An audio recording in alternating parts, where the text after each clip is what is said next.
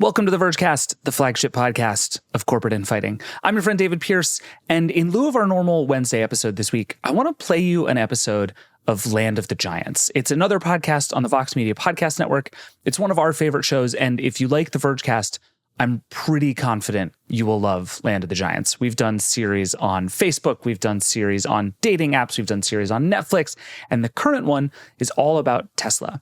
And this episode, the one I want to play you, is the second episode in the new season. You can go subscribe to Land of the Giants and listen to the first episode, but you actually don't need to have heard it for this episode to work. This episode is really all about Elon Musk as a leader, what he learned from being booted out of PayPal, how he took over Tesla from its founders, and how he turned Tesla, the company, and Elon Musk, the CEO, into very much the same thing.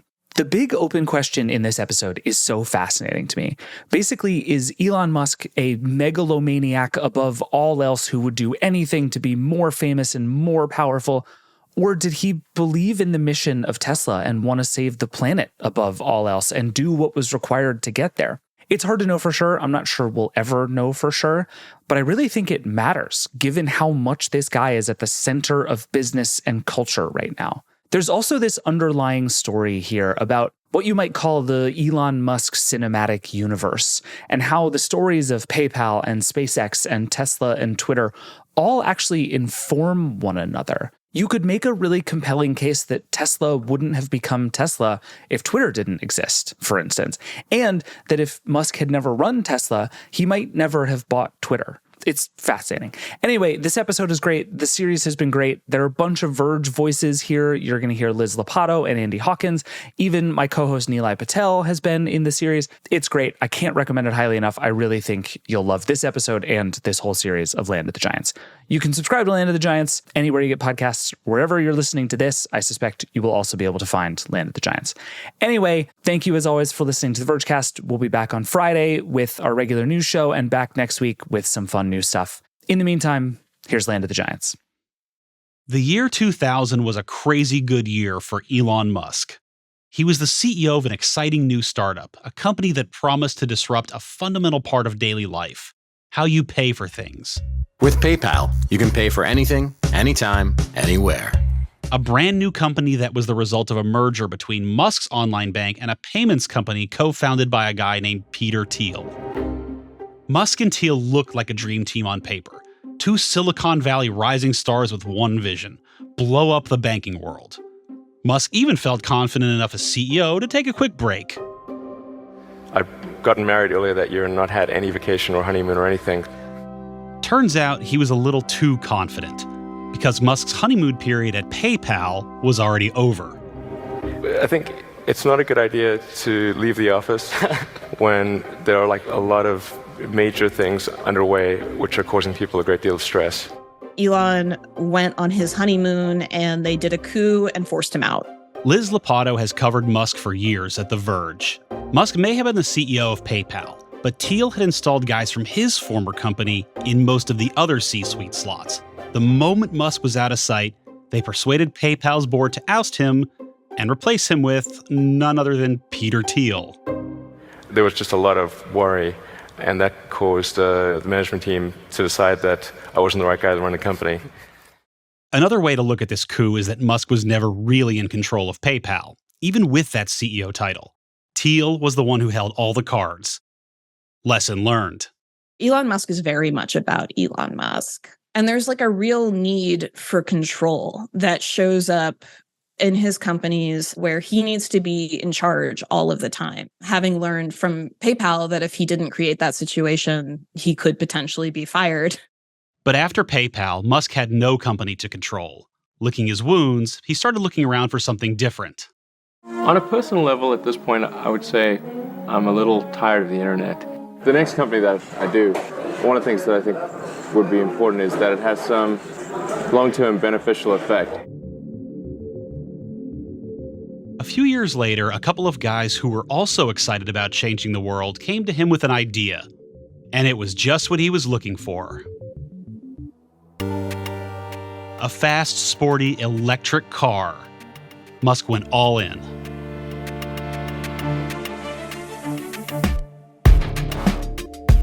This is Land of the Giants. I'm Patrick George, your co-host this season. I'm an automotive journalist. I've covered the industry for about a decade, including as the editor-in-chief of Jalopnik and editorial director of The Drive.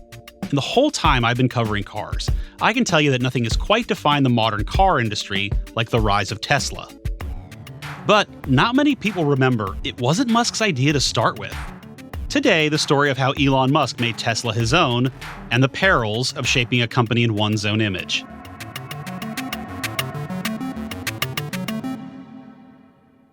Before Musk even arrived, there were two guys with a dream.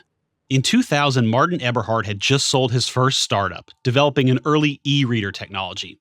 He needed a new ride, and he wanted to treat himself a bit.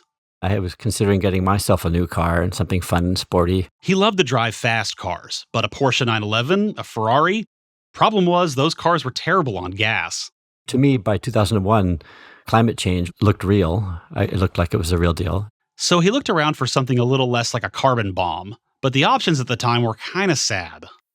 Martin called these cars punishment cars, designed by people who really didn't believe you should be driving. This is Mark Tarpeting, Eberhard's friend and business partner since the 80s. You should be riding your bike or taking public transit or walking, but if you had to drive, you needed to be put into one of these things to be punished. That got Mark's and my heads thinking about that this was a real opportunity. What if there was an electric car that was fast, sleek, and sexy? For people like Eberhard, rich dudes who liked flashy toys. When you look at the market, there turns out there's a segment that is super into that, and that's the sports car segment. And the faster you can get to 0 to 60 miles per hour, the more people are willing to pay. And if you can really get it close, people are willing to pay almost an insane amount of money for it. The guys wanted that kind of car, and the money didn't sound bad either. So they decided to do something audacious, start their own car company. The first thing they needed to do was figure out how to power the car.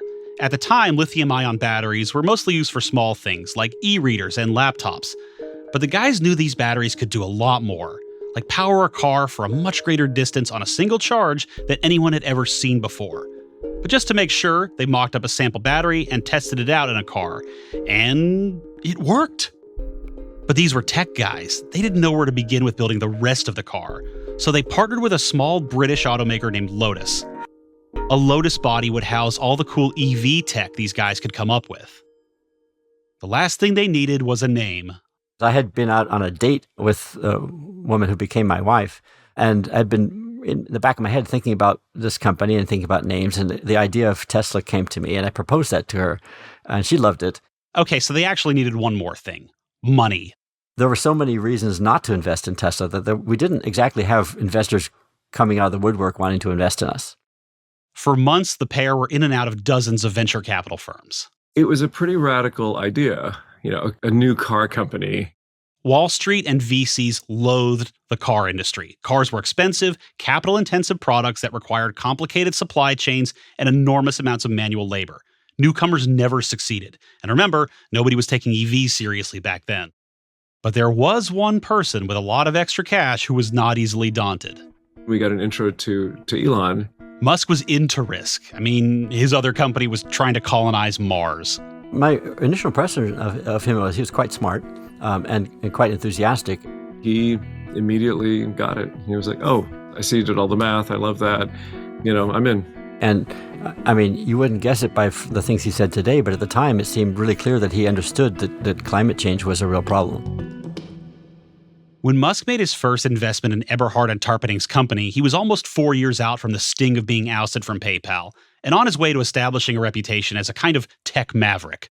He had a very restless mind, and I think he had a very big interest with the world dying.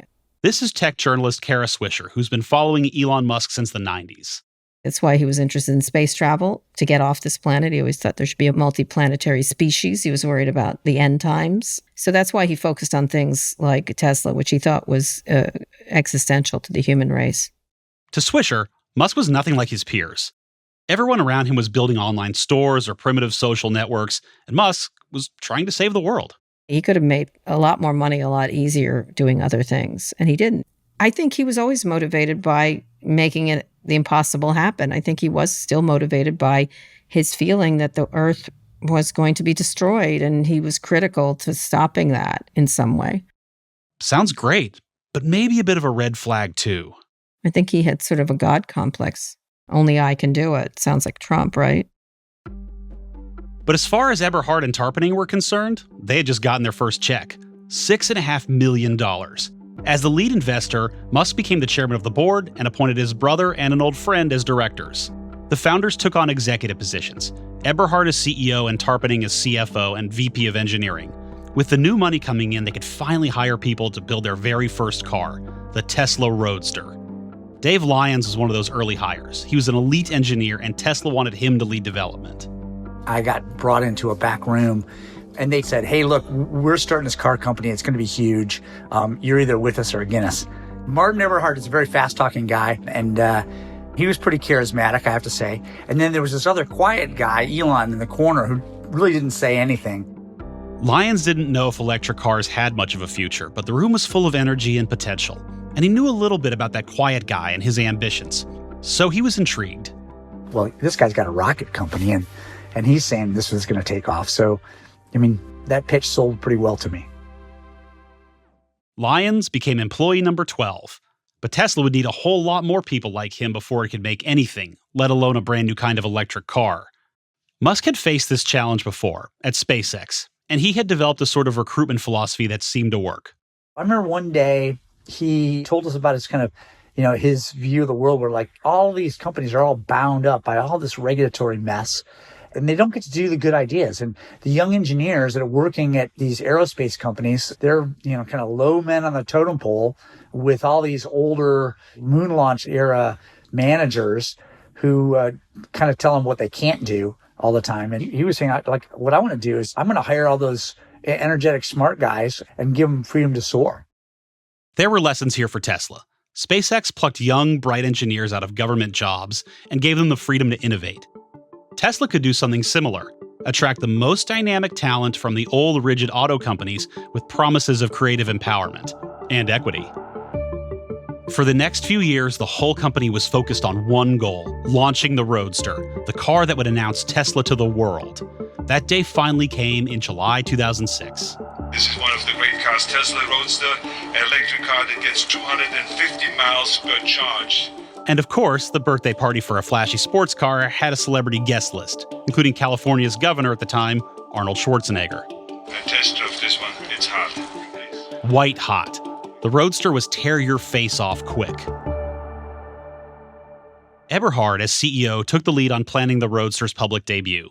He hired a publicist to help out. She's the one who put together the basic idea of what that launch event would look like. From the idea of having it at an airport and having a track outside where people could drive, to having the event held in a giant tent where the track actually came in and people could see these cars coming and going and line up and go for a ride. All of this was basically her idea. This wasn't just the debut of the Roadster prototype. It was also the debut of Tesla. I went to show this idea to Elon down in LA, and he basically had me fire her on the spot. Eberhard was taken aback. It was the first time Musk had ever done something like this. Reach into Eberhard's company and demand someone be fired. But Musk was adamant. Eberhard realized if he wanted to, Musk could take it to the board, and that was a fight he would have lost. Over the previous 2 years, Musk had remained the lead funder, allowing him to stack the board with guys loyal to himself. Not everyone was a Musk guy, but the math didn't look good. So Eberhard did what he was told. Which was heartbreaking for me. And then he hired his own team of people to produce exactly the party that she had laid out. Exactly. So I didn't understand what that was about. It was very strange. Now, Eberhard didn't always fold on key decisions, especially when it came to building the cars. But he could see that this moment, Tesla's debut, was very important to Musk. It was Tesla's first big splash, the reveal of its first car. And Musk seemed like he had to be out in front, there to take credit and absorb the limelight as the face of the company. The opportunity is now, and the need is now to have a car company of this nature. Eberhard says Musk became sort of obsessed with this idea. He remembers when the New York Times first wrote about Tesla. It left out any reference to Musk, and he was furious. By the way, we've reached out to Elon Musk and Tesla about this and other stuff. We never heard back. It's worth noting that Tesla doesn't even have someone who handles media requests anymore. Anyways, Musk had inserted himself into the process of making the car as well. Small stuff mostly. There were a lot of little sort of random interventions that he would come in and say, I want this changed or whatever. Like door handles. He was determined that the doors on the Roadster should not open with a handle, but with a button. The motorized door handles on the Roadster, they're cool, but they were also quite tricky to get right because the door latches on a car have to work correctly even after it's crashed. And if the power goes out, then how does the electric thing work? And we wound up spending some number of millions of dollars to get that to work right and to get it to pass the side impact crash test. And it wasn't just door handles. Musk decreed the seats weren't comfortable, and the door frame needed adjustments, and the headlights didn't look cool enough. Meanwhile, the company had much bigger problems than door handles, and it wasn't due to Musk's meddling. I was over budget and behind schedule on the project. Sourcing parts for a tiny car startup, and an electric one no less, was extremely difficult. Suppliers were reluctant to sell just a few parts to a small company that might not even exist within a year. But also, things like heating or air conditioning that played nice with EV tech, there was almost no demand for these parts, so they weren't widely available. You couldn't just put in an order and expect a shipment. If you could ask me what was the thing that was the most surprising to me, the thing I was not expecting, that was how hard was the supply chain problem. I just didn't expect it to be that difficult. They were a whole year behind schedule, and the car was shaping up to cost way more to produce than they had ever planned to sell it for. It was getting to be clear that I was maybe not the right guy to be the CEO for the company for a long time, to myself. So Eberhard began the search for his replacement, which was fine. He looked forward to working on something else at Tesla. I would have taken a role as CTO or vice president of whatever, blah. Anyways, but someplace where I'm spending most of my time working on the technology or on evangelizing the company. That was what I imagined. That's what we had discussed with the board of directors. But Musk had something else in mind. A few months into the search for a new CEO, Eberhard got a call from Musk. He'd found someone who might work as Eberhard's replacement. He came across as though this is a friendly suggestion. After all, it was Eberhard who was leading his own replacement effort. This was just a suggestion, right? And then I learned basically the next day through email that the board had basically voted me off the island. Eberhard was out as CEO. Musk's pick was in. Eberhard's own search for a new CEO looked like kind of a sham. And the assurance that he'd always have a role at Tesla was now totally in question. I felt like a brick on the side of my head. It felt like I got hit on the side of my head with a brick. It was totally unexpected. And there was nothing he could do about it. The company that had sprung from Eberhard's desire to drive a better sports car was now completely out of his control. Keep in mind, who was on the board of directors? It was Elon, right? It was his brother. Okay, he's kind of aligned. It was Antonio Gracias, who was an old buddy of his and had made a lot of money off of previous investments with Elon. Musk controlled half the board. Eberhard says he asked for the board to vote again, this time with him present. The result? A demotion to the made-up role of president of technology. No one reporting to him, no responsibilities. But even that wouldn't last very long. I was asked to resign. Well, for me, it was really sad. Yeah. His co-founder, Mark Tarpenning, left shortly after that. If Eberhard sounds a little muted, it's because he has to be. He sued Musk and Tesla, claiming libel, defamation, breach of contract, infliction of emotional distress, and failure to pay his wages, among other things. The lawsuit was settled out of court. I have a mutual non-disparagement agreement signed with Musk, and although he's been flagrantly violating that agreement over and over and over again, he is also the richest man in the world, and if he decides to crush me with lawsuits, I can't survive it. Tesla's founders were out. Musk had personally picked a new CEO, but really, by then, he was running the show. There was a new sheriff in town, no doubt about that, and he was quite drastic. But even that wasn't quite enough. Coming up, how Elon Musk made Tesla synonymous with Elon Musk.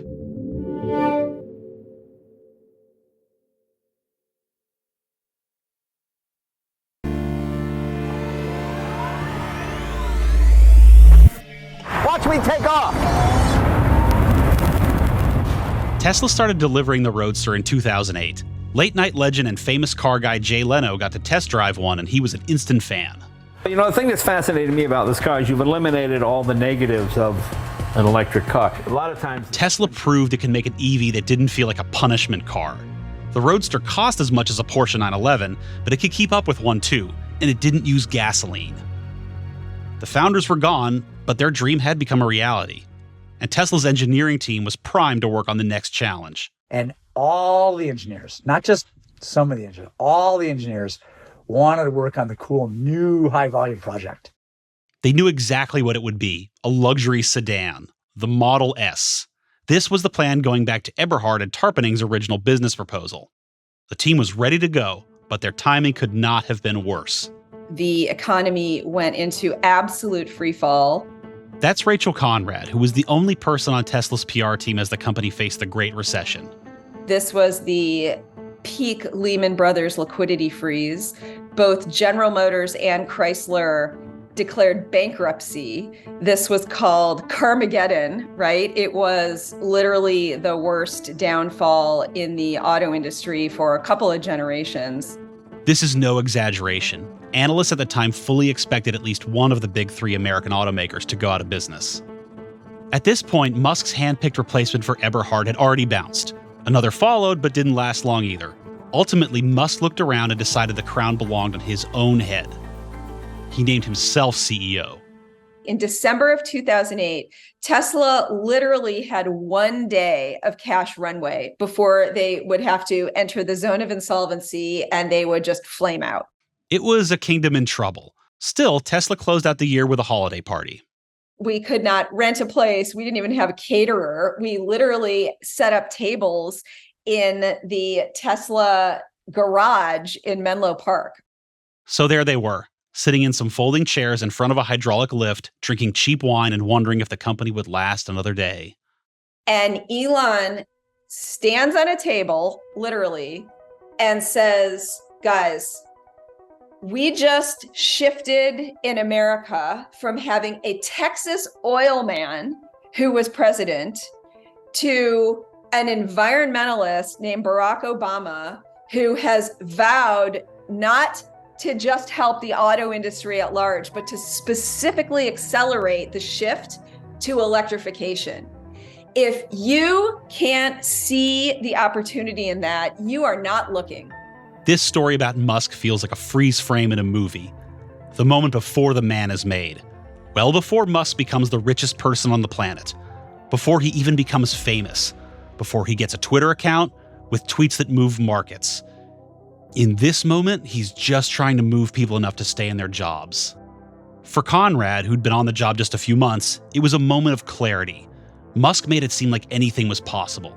He seemed brilliant. He had a vision. He was in control. And the way he said it was so fucking powerful that everyone in there, he had us all. Like none of us were about to abandon ship at that moment. Musk kept Tesla afloat by injecting his own money in the company. My salary is minimum wage. So I'm a volunteer, basically. He was even writing personal checks to cover payroll and charging work expenses to his credit card.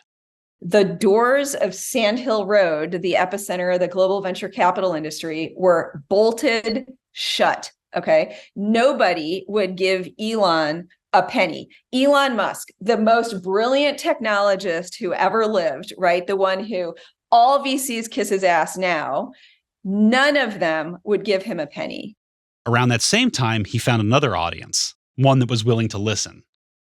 He got a Twitter account. Almost immediately, because of his history with PayPal, et cetera, he had a bit of a following. He didn't tweet much at first. Updates about his companies, recommending books he liked. To be able to harness very, very low-cost channels to talk directly to consumers, policymakers, regulators, thought leaders, media, et cetera, is very high leverage. Twitter offered Musk something that couldn't be bought. I think Musk's insight was that he didn't just need to speak to media. He could also speak directly to his audience through social media. Here's Liz Lopatto from The Verge again. And that creates the kind of direct relationship that all of the news interviews in the world can't create, because Elon Musk reads his replies. Musk used Twitter like no other CEO at the time. He didn't consult his publicist to craft each tweet or hold focus groups on how to engage with his followers. He shot from the hip and said what was on his mind. There was a kind of unguardedness there that I think people really related to, and it creates a kind of closeness. Musk very much became a star of the social media age by being available. So in public, Musk was cultivating a fan base for himself, lapping up all the credit for this ambitious new car company. The man behind the whole project is here, Elon Musk. Elon, come on in here. How you doing? So clearly you have many aspirations and an overwhelming drive to innovate. You are establishing a presence, certainly, with Tesla Motors. This is an electric car company. He had proven to be just as persuasive in private. Musk got some of those reluctant investors to loosen up, and he got enough cash to prevent bankruptcy. The government also came through with a $500 million loan to float Tesla through the collapse. And then the company raised even more money by going public in 2010. Musk had managed to save the company. And in 2012, Tesla released a new model. This is a historic automobile at a historic time. There was nothing else like the Model S on the market. Tesla definitely was making waves. Christina Raw joined Tesla's PR team to help launch the Model S. And so more and more coverage on Tesla, more and more curiosity, much desire to get a peek under the hood. And in parallel, Elon was starting to use Twitter more and more. Musk's tweets became the thing to watch for all things Tesla. He'd make surprise announcements about new features or updates to the cars, sometimes in a reply to another user. It was chaotic, unpredictable, and captivating. There was definitely something that happened in those early years that has continued, I think, on to today, where his accessibility created more interest in the products. Plenty of cars have avid fan bases. Ford Mustangs, Jeep Wranglers, even the humble Volkswagen Beetle. But the people in the C-suite rarely get the same love their products get. Musk was different. He made Tesla feel like a movement, and he was the leader of that movement. I think there was a phenomenon happening where people learned more about Tesla and SpaceX, but really this person behind them, whom they found fascinating and really attributed the products and the company's successes to. And they became sort of Elon believers. If Musk was the high priest prophesizing the future, then Twitter was where he took people to church. This guy's a real treat, and it took me a while to get him to come here, but he's a really interesting entrepreneur, very much a visionary, many people think, in space and in cars and in all solar, all kinds of things. Elon Musk. But everything worked towards cultivating a faith in him, Elon Musk. That same faith we heard about from Rachel Conrad, and his believers were everywhere. They were the kids online forming Elon Musk fan groups. They were also deep-pocketed investors. Tesla had never made a profit as a company, but as Musk's believer count took off, so did Tesla's stock price. If you look at Q1, Tesla grew about 1,700 and something percent. And there's a lot of potential for this company to continue to grow and for the company itself to double and double and double again. Elon has been a big part in the investment in Tesla in the past, current, and future. This is Tesla investor Ross Gerber, and what he's saying is that his decision to invest in Tesla in 2014 was also a decision to invest in Musk. It paid off pretty quickly for us, and we were able to take profits off our original investment pretty rapidly. Over the years, Musk's followers were used to seeing a particular mix of his personality. 90% of him was really inspirational and aspirational, and 10% was kind of a jerk. And when he went into jerk mode, you never knew what you were going to get. His humor was a little juvenile for my taste, but I would say that about 36 people I cover. And he, more than others, liked memes. He thought things were hysterical that I didn't think were hysterical. One time, a group of boys and their soccer coach had gotten trapped in a cave in Thailand. A rescue diver was leading efforts to save them, and Musk offered to build a submarine to help. The diver called it a PR stunt. He told Musk to, quote, stick his submarine where it hurts. So Musk hopped on Twitter to clap back. You know what? Don't bother showing the video. We will make one of the mini sub pod going all the way to Cave 5, no problemo. Sorry, pedo guy. You really did ask for it. By the way, I'm not actually Elon Musk. I'm an AI reading his tweets. Did the CEO of a company just flippantly call a man a pedophile? When another user pointed this out to him, Musk doubled down. Bet you a signed dollar it's true. The diver sued him for defamation, but Musk won the lawsuit. Musk also got in trouble for his tweets about Tesla. He once sent a series of coy but confident-sounding tweets about taking the company private. The SEC was not having it. It charged him with securities fraud for essentially lying and misleading his shareholders. So his Twitter feed was a mix, his special recipe of the provocative and unfiltered. What was problematic for me is that he started to become sort of high on his own supply. For Swisher and many others, his tweets drifted more and more into topics wholly unrelated to cars or space or tech. The meanness started to take over.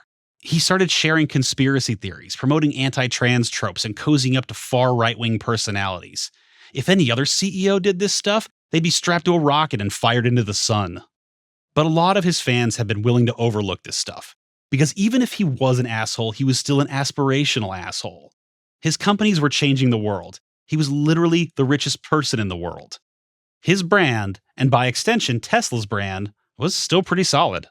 I think the Twitter acquisition was actually a really big turning point in how people viewed Elon Musk. Here's Liz Lopato again. Sure, he was attention seeking, and sure, he occasionally said like weird stuff in public. But to discover his flaws as a businessman, you actually needed to be paying pretty close attention to what was going on at Tesla. But buying Twitter read to just about everyone as a pretty massive mistake. The purchase itself was a spectacular business blunder. Musk offered to buy the company for way more than it was worth, tried to back out, and then was basically forced by a court to finish the deal. And then immediately, alienated a large percentage of the advertisers and drove a bunch of users away and, sort of drove the thing into the ground. Twitter was bleeding value. This humiliation was being broadcast everywhere, including on the platform that helped build his fandom, the one he now owned. Those were not good business decisions, that these things were being made impulsively. These ideas were not necessarily good, but there was no one around him to say no to him. It was complete chaos, and it was Musk's fault. This was almost a funhouse mirror image of what happened after the Tesla founder Red Wedding went down. Musk led a coup that essentially offed the founders, and then he ably steered the company through the financial collapse. He took a tiny startup and made it into a real car brand. He built his own brand on doing this kind of thing. Now everyone was taking a hard look at the legend of Elon Musk. The rich liberals are like, what the fuck am I giving this guy money for? I have dozens of my friends are like, I want to get rid of my Tesla. Ever since he bought Twitter, he's been obsessed with it. And it hasn't been good for him. Tesla investor Ross Gerber again. And so what's happened over the last 6 months to a year, which has been really distressing to me, is that the public opinion, at least in my area of the world, has changed to decidedly negative about Elon. And that hasn't been good for Tesla. There's this closely watched poll that Axios puts out every year. It ranks the reputations of 100 different companies. Tesla fell 50 spots from last year, an enormous drop. Why? People side-eye the company's character, culture, and ethics. Now, this poll doesn't tell us why people are suddenly questioning Tesla, but not much has changed with the cars. Musk had worked hard to make Tesla nearly synonymous with himself. He created structures that helped him seize power and keep it.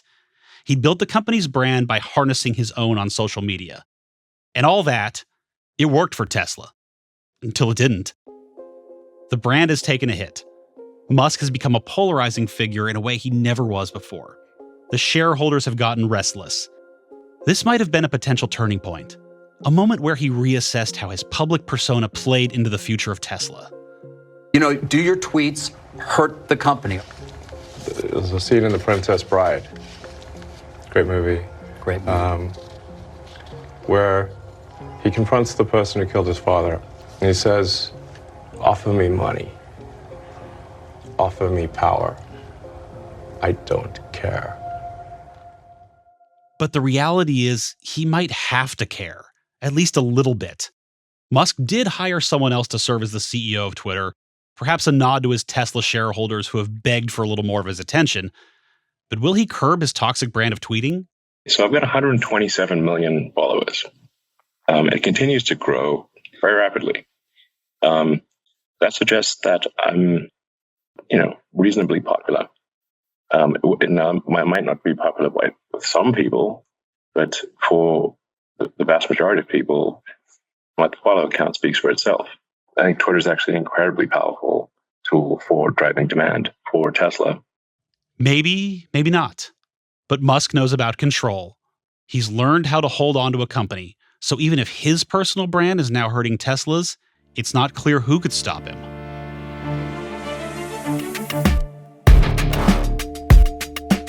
Next week, we're going to take a look at Tesla's competition. Finally, other automakers are starting to realize Tesla's here, we need to get here also, and they are. And we're going to find out who's making the best electric vehicles right now. You are now competing with luxury brands like Volvo, Mercedes, BMW.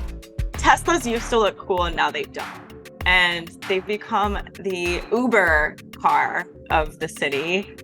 Land of the Giants, the Tesla Shockwave, is produced by the Vox Media Podcast Network in partnership with our colleagues at The Verge. This episode included clips from CNBC, CNN, Jay Leno's Garage, Vader TV, Wired Science, The Wall Street Journal, and Bloomberg. This episode was produced by Charlotte Silver. Zach Mack is our showrunner and senior producer. Jolie Myers is our editor. Sarah Craig is our fact checker. Brandon McFarland mixed and scored this episode. Andy Hawkins is transportation editor at The Verge. Nishat Kurwa is our executive producer. Tamara Warren is our co-host. And I'm Patrick George. If you like this episode, give us a follow and tell a friend. And follow us to hear our next episode when it drops.